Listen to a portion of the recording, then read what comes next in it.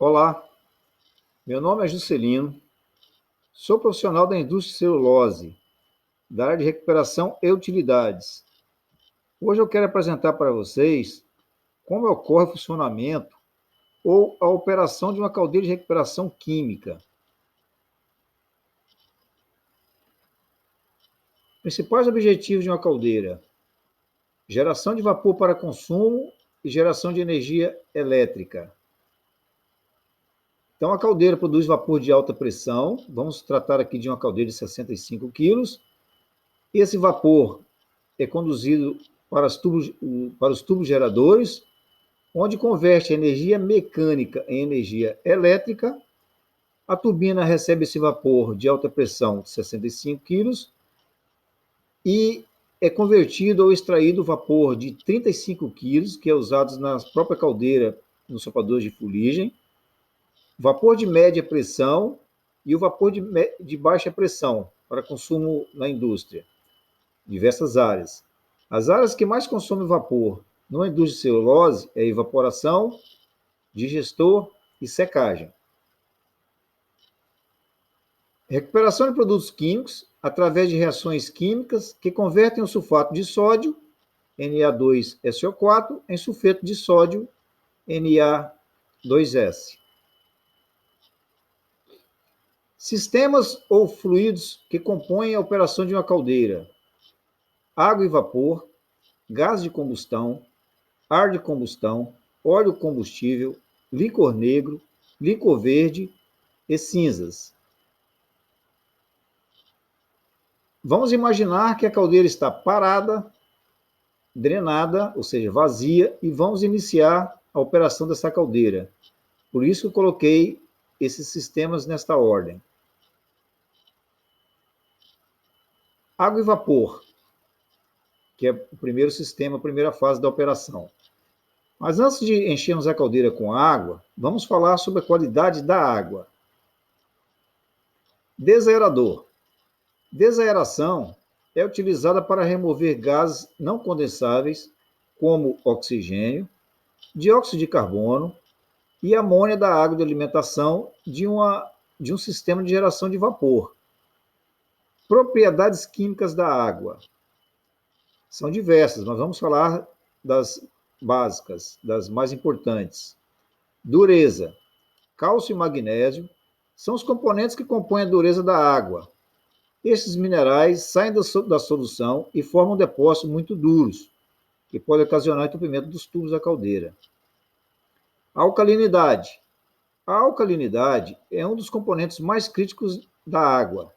Se a alcalinidade é muito alta, pode ocorrer a formação de depósitos e incrustações. Se a alcalinidade é muito baixa, o resultado é a ocorrência de decorrosão. pH. Quanto maior o pH, maior o potencial de ocorrência de incrustação. Quanto menor o pH, maior o potencial de ocorrência de corrosão. Sílica.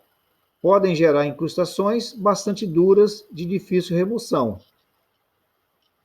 Então, já falamos da qualidade da água. Então, a água da DESMI passa no desaerador, que é depositada no tanque de água de alimentação. Esse tanque recebe vapor, que em contracorrente com a água que vem da DESMI, ocorre a desaeração dessa água, ou seja, retira o oxigênio presente nessa água, como dióxido de carbono e amônia, jogando para a atmosfera através de um vente. Então, agora podemos alimentar, vamos iniciar a operação da caldeira, vamos encher essa caldeira com água. Então, a caldeira tem que estar com os ventos abertos do economizador, evaporador e do balão, dos superaquecedores também, e com os drenos fechados. Então, na saída da água de alimentação existem, nesse exemplo aqui, 3 bombas, 2 eletrobombas e uma turbobomba. Essas bombas têm que trabalhar com a pressão, capacidade de pressão maior do que a pressão de trabalho da caldeira. No caso aqui, a caldeira é 65 quilos, a bomba vai até 85. Eu tenho que ter esse diferencial de pressão para que consiga alimentar a caldeira. A água estará numa temperatura de 135 graus Celsius, porque se a água estiver muito fria, em contracorrente com os gases da caldeira, pode haver condensação, e se a temperatura for muito alta, não vai ter sentido, no caso da troca térmica, nos economizadores, porque eu não vou conseguir absorver a temperatura dos gases. Então, esse aqui é um valor ideal de trabalho, 135 graus. Então, aqui existe uma válvula de alimentação da caldeira. Essa válvula trabalha em controle de nível do balão, quando a caldeira já está operando normalmente. Então, vamos lá. A água é bombeada para a caldeira, entra primeiramente no eco 1, tem um coletor inferior aqui no eco 1, onde distribui a água em todo o seu corpo, vai enchendo, enchendo. Na parte de cima, tem o coletor superior, onde a água passa por fora do prédio da caldeira, isso aqui é externamente, alimenta o eco 2, tem um outro coletor inferior, onde preenche todo o eco 2, saindo do eco 2 na parte superior, passa por um dessupraquecedor ou dolezal, e vem até o balão. Esse dessupraquecedor é usado vapor, que vem do próprio balão, onde há uma condensação, e esse condensado, que está com a alta temperatura, é usado para fazer controle da temperatura do vapor de alta pressão antes que saia para a turbina, para manter esses 450 graus aqui, que é o objetivo do vapor de alta. Então, vamos voltar para a água. A água passou pelo eco 1, eco 2, veio para o balão. Do balão, existem os dowcomers, que são tubulações de alimentação da fornalha. No fundo da fornalha tem os coletores, tem um central, onde é feita a alimentação da água na parede traseira e frontal, e os coletores laterais, lateral esquerda e direita. Então a água sobe, vai preenchendo todas as paredes da caldeira e retorna para o próprio balão. Ok? Também existe dowcomer, que faz a alimentação do evaporador ou convector. Cada fábrica dá um nome, vamos chamar de evaporador. Então a água vem do balão, alimenta o fundo do evaporador, preenche todo o evaporador e volta para o balão. Resumindo, a água fica em constante circulação com a fornalha e com o evaporador. No exemplo dessa caldeira aqui, ela tem 3 superaquecedores, o primário 1, primário 2 e secundário, que sairá para a turbina. Os superaquecedores não são alimentados com água, eles são alimentados com vapor do balão. Dentro do balão, existem separadores de gotas, onde separa a parte líquida do vapor, onde somente o vapor que vem para alimentar os superaquecedores. O balão sempre deverá trabalhar com nível de 50%. 50% do nível do balão. Os 50% inferior, o nível inferior é água e o nível superior é vapor.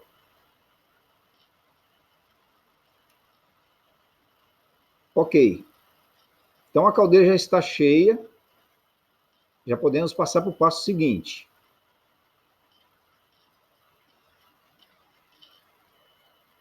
Após a caldeira estar cheia, qual é o próximo passo? Nós vamos colocar o sistema de tiragem induzido da caldeira em operação, que são os ventiladores de gases, ou seja, exaustores, e também são chamados de idefans, tirador de tiragem induzida. Então, após a caldeira estar cheia com água, nós podemos ligar os ventiladores de ar. Ligamos o ventilador de ar, eles trabalham em função da pressão da fornalha, jogamos eles para o automático e deixamos eles aqui no mínimo. Como não tem o ar de combustão nem gás de combustão, eles vão ficar na rotação mínima.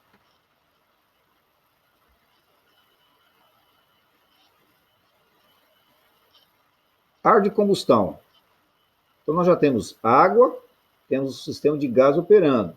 Então, agora nós podemos ligar os ventiladores de ar. Uma coisa é que, se não ligarmos os ventiladores de ar, os IDEFANs, nós não conseguimos ligar os ventiladores aqui, primário, secundário e terciário, porque existe um intertravamento, só permite que eu ligue os ventiladores de ar se eu estiver com os ventiladores de gases funcionando. Ok? Então, nós temos 3 níveis de ventiladores aqui, primário, secundário e terciário. O primário trabalha entre 35% e 45% do fluxo total de ar, o secundário de 40% a 50% e o terciário, que é de 15% a 25%. O primário é o ar que é inserido no fundo da fornalha, na zona de redução, onde ocorre a queima do licor. O secundário é na zona de secagem ou pirólise, é onde entra o licor preto na caldeira, vocês vão entender mais na frente na pele de licor. E o terciário é o nível mais alto, que nós chamamos de zona de oxidação, é onde ocorre o complemento da combustão da caldeira, complementação. Durante a combustão da caldeira, existem instrumentos que medem os gases, como CO, TRS, SO2 e oxigênio. Esses gases são monitorados. Então, em função da queima, da relação de licor e ar, que nós chamamos de estequiometria, que é a relação de ar, no caso aqui, quando a caldeira está queimando o licor, é 4,5 toneladas de ar por tonelada de licor. Quando está queimando óleo, somente óleo, 15 toneladas de ar por tonelada de óleo. Então, se a combustão não estiver completa, perfeita, nós vamos ter muita emissão desses gases. Então, por isso que eles existem os instrumentos monitorando e você, operador, com a sua expertise, vai fazendo a distribuição do ar. No caso, quando a caldeira está queimando só óleo, nós praticamente não vamos usar o ar terciário. Nós vamos usar basicamente o primário e o secundário. Na tela de óleo vocês vão entender, que seria a próxima tela. Queimadores de óleo. É um sistema simples, nós temos um tanque de óleo, que vem dos caminhões que transportam para a fábrica e tal. Tem a bomba, tem a válvula de controle de pressão, um aquecedor de óleo, normalmente trabalha com 125 graus Celsius, e entra aqui no nível, um pouquinho acima do nível do ar primário, entre o primário e o secundário, tá mais próximo do ar secundário. O poder calorífico do óleo é 9.600 kcal quilo, e do licor negro 3.840 kcal. Então a caldeira possui, dependendo do tamanho da caldeira, do projeto, 8 queimadores de óleo, 12, isso varia muito. Nós temos o óleo, os queimadores de óleo de partida, que são os no nível do ar secundário, e temos os queimadores de óleo de carga, que está no nível do queimador do ar terciário. Os de carga, normalmente, eles têm uma vazão bem maior, em torno de 3 toneladas por queimador. E existe também menor quantidade, 3, 4 queimadores por caldeira. Normalmente fica no nível do ar terciário, na parede frontal ou traseira, não tem nas paredes laterais. Então,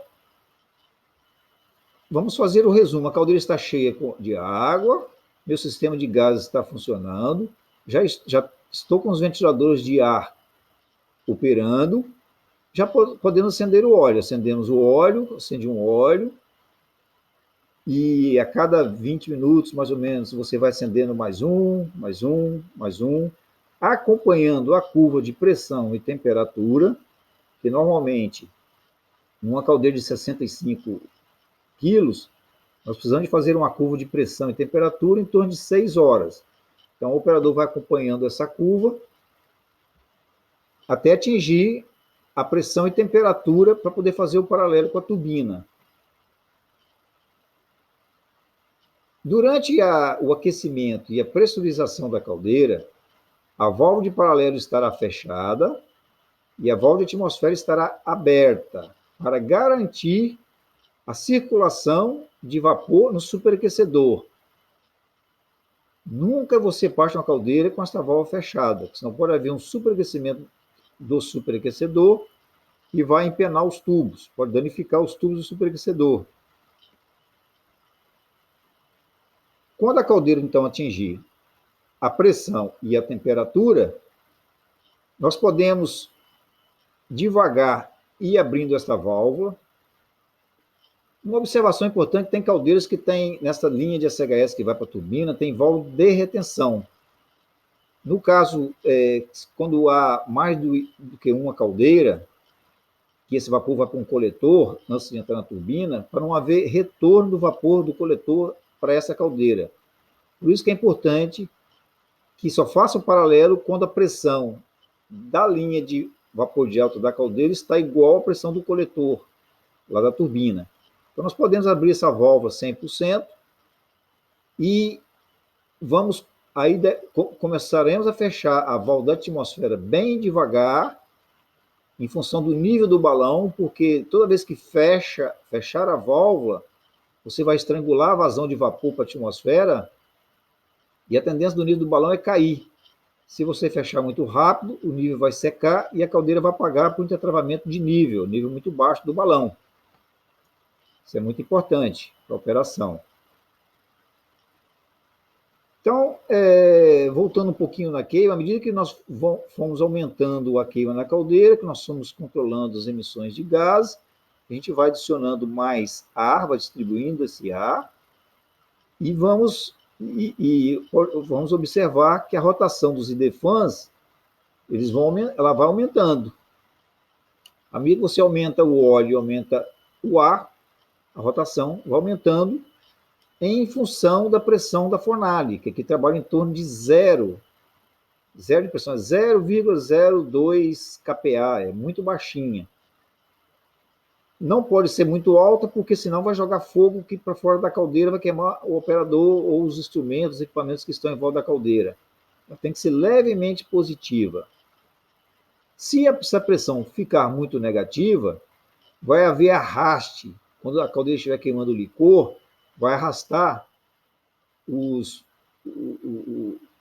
gases vão arrastar muito sulfato de sódio e vai haver muito entupimento da caldeira. Vou perder calor e perder produtos químicos aqui no interior da fornalha. Na oferta de licor vocês vão entender. Então, ok. Então, agora a minha caldeira já está em operação com óleo. Só que o objetivo não é ficar queimando o óleo, porque o óleo é caro. O óleo é comprado.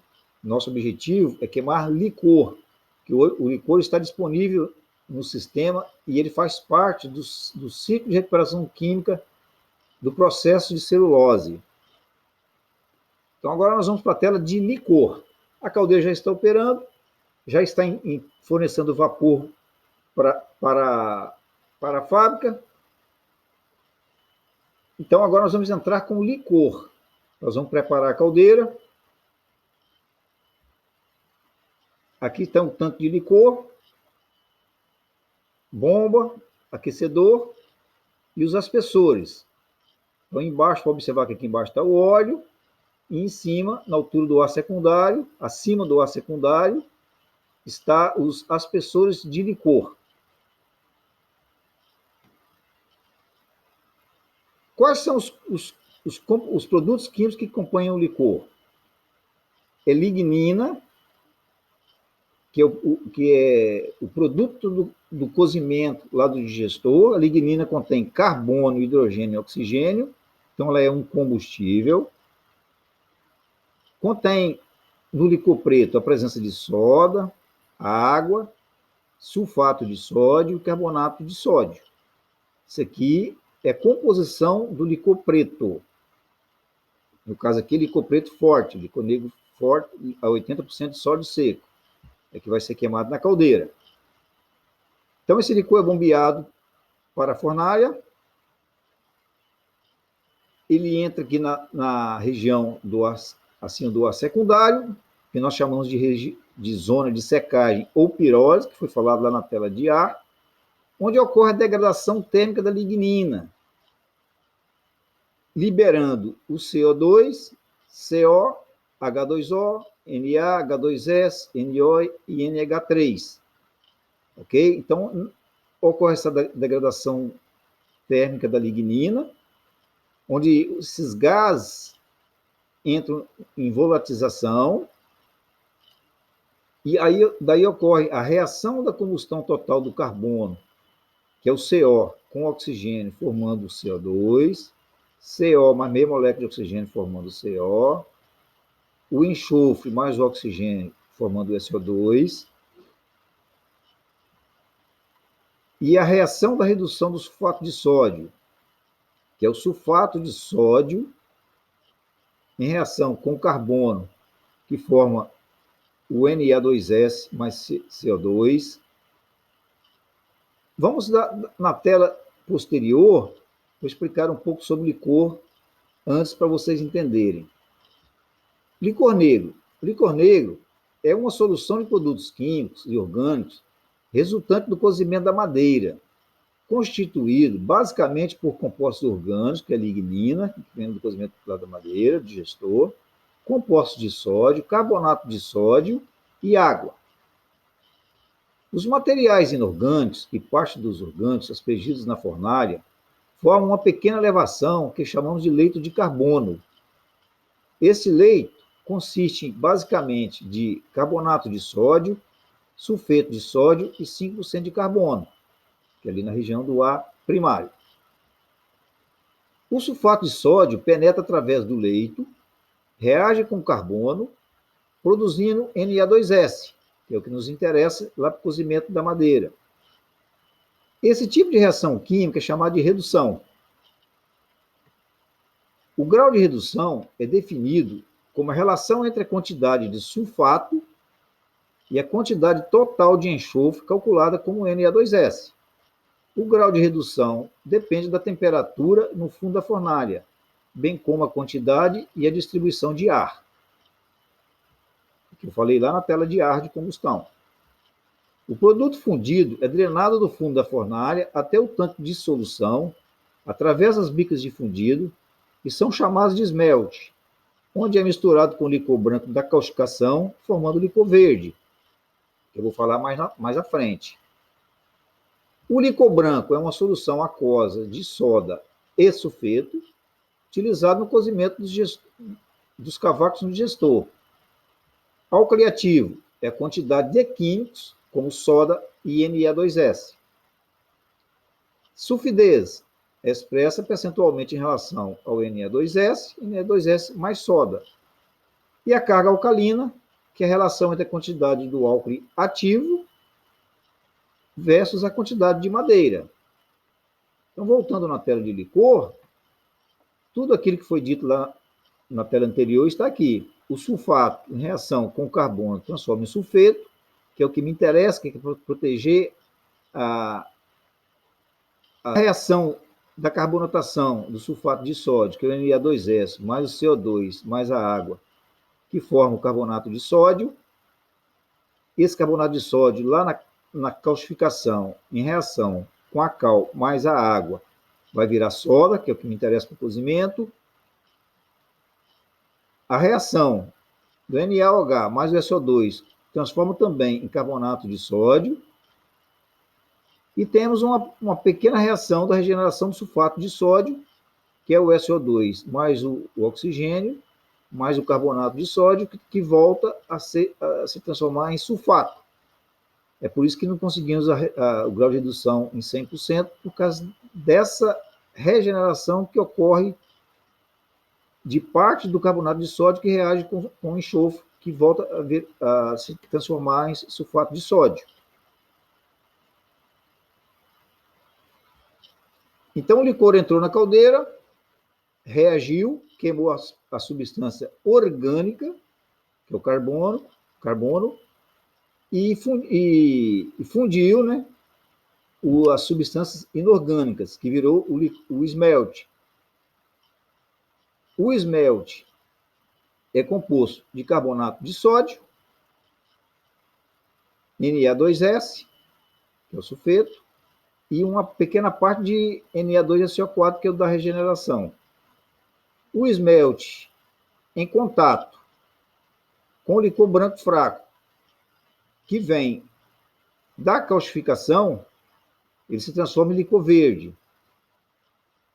Esse licor verde, que é composto de carbonato de sódio, que lá na calcificação, em reação com a cal, mais a água vai virar soda, que é o que me interessa para o cozimento da madeira no digestor. O Na2S, que é para proteger a celulose lá do cozimento. E o Na2SO4, que é o resíduo do sulfato de sódio, que não foi reduzido na caldeira. Então, esse licor verde é bombeado para calcificação e, em contrapartida, recebe licor branco fraco, que é para fazer a diluição aqui no tanque dissolvedor. O tanque dissolvedor, por sua vez, como tem o esmalte a 1.200 graus aproximado, em contato com o licor branco fraco, que está em torno de 60 graus, há uma grande evaporação de água. E uma grande evaporação de vapor. Nesse vapor existe gases, emissão de enxofre. Então, esses gases passam por um lavador de gases, onde ele é condensado, aí separa a parte líquida que volta para o tanque dissolvedor dos gases. Esses gases são gases combustíveis, a gente chama de gases não condensados diluídos, que são queimados na própria caldeira e no nível do ar terciário. Cinzas e sulfato de sódio. Então, a caldeira queimou o licor, parte desse licor que é arrastado devido à combustão e tal, esses gases e a sucção dos idefantes, parte desses gases são arrastados. Por isso que eu falei que a pressão da fornalha tem que trabalhar em torno de zero. Então, esses gases, com a presença de cloreto e do potássio, e numa temperatura entre 500 graus a 800 graus, eles se aderem muito facilmente nos tubos da caldeira, onde pode ocorrer o entupimento. Então, esses gases que a grande presença é sulfato de sódio, eles aderem na caldeira, que causam a incrustação, o entupimento, e para isso existem os sopradores de fuligem que ficam tem um programa, que eles ficam de tempo em tempo entrando em operação, com vapor em torno de 15 quilos, a pressão do soprador de fuligem, onde eles retiram essas pedras que estão aderidas nas paredes dos tubos do superaquecedor, ou seja, nas paredes dos tubos da caldeira. Esse sulfato, parte dele cai que volta aqui para a fornalha, e daqui da região do convector e economizador, eles caem nos arrastadores, que vêm para um tanque de mistura. Esse tanque de mistura recebe licor preto da evaporação, normalmente vem do segundo efeito, busca essa cinza e volta para a evaporação, lá para o primeiro efeito, que volta para a caldeira novamente, como licor preto forte. As cinzas que encaminharam até os precipitadores eletrostáticos, lá na região dos idefans. Então, nós temos aqui nos casos dessa caldeira 2 precipitadores. Cada precipitador tem 3 campos, A, B, C e ABC. Nesses precipitadores, as cinzas, com a presença do sulfato de sódio, eles contêm uma volatização, ou seja, uma polarização, porque nos campos, são emitidos numa tensão de 40 kV, eles formam uma reação iônica, onde os íons positivos e negativos, eles se aderem às placas e se aglutinam. Aí existe um sistema de batimento com martelos, onde bate nessas placas e esse sulfato cai no fundo do precipitador, onde tem os arrastadores que retornam também para o tanque de mistura, onde vai misturar com licor. Temos também aqui na saída do precipitador o descarte de cinza, que é para fazer o controle da sulfidez no processo. Nós falamos lá atrás, na teoria lá, sobre o álcool ativo. Quando o álcool está muito alto, a alcalinidade está muito alta, a sulfidez, nós drenamos a cinza. Nas caçambas, nos caminhões, é descartado. É descartado na empresa, no sistema de aterro industrial da empresa. Também temos uma purga dessas cinzas, onde nós fazemos o controle do cloreto e do potássio. Lembra que eu falei que o cloreto e o potássio, eles facilitam a adesão do sulfato de sódio que é arrastado com os gases, facilita a adesão nos tubos da caldeira. Então, o cloreto e o potássio, eles são corrosivos, eles corroem os tubos da caldeira e também tem essa tendência de entupir, de aglutinação, de adesão do sulfato de sódio nos tubos da caldeira. Então é descartado a cinza aqui do precipitador, onde passa por um sistema chamado de Eschlich, onde é lavado essa cinza e separado a parte sólida da líquida, a parte líquida, cloreto e potássio, que são drenados, e a parte sólida, que é o sulfato, volta para o processo para ser queimado na caldeira, para não perder, porque sulfato de sódio, que é o nosso objetivo para converter para sulfeto de sódio, que faz parte do processo. Bem, pessoal, a apresentação se encerra aqui, ficou um pouco grande, é pouco tempo para falar sobre todo o processo, mas eu tentei fazer o melhor e agradeço a todos pela presença, por ter assistido o meu vídeo. E a próxima apresentação será sobre parada de emergência e drenagem rápida da caldeira de recuperação. Muito obrigado a todos.